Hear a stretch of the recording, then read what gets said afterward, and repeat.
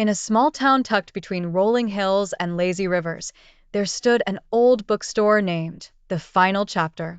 What made this bookstore unique was not just its collection of rare and vintage books, but the enormous wall standing right next to its entrance.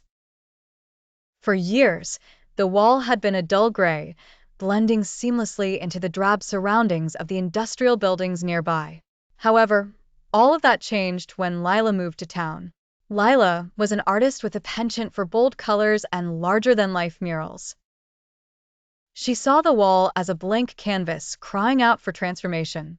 After getting permission from the bookstore's owner, Mr. Thompson, she set to work.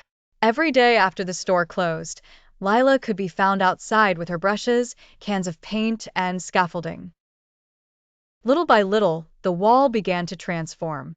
Passers-by couldn't help but stop and watch as scenes from beloved stories and classic novels emerged from the gray. There was Alice tumbling down the rabbit hole, Captain Ahab glaring at the white whale, and Dorothy and her friends skipping down the yellow brick road.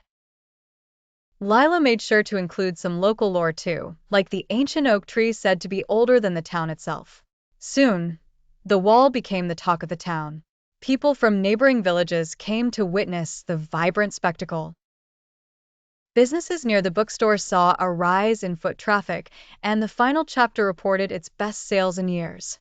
Local schools organized field trips to see the mural, and children marveled at the life-size characters.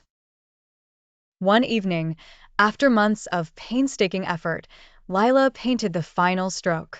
Mr. Thompson threw a small celebration to honor her work. As the townsfolk gathered, Lila stood back and admired her creation.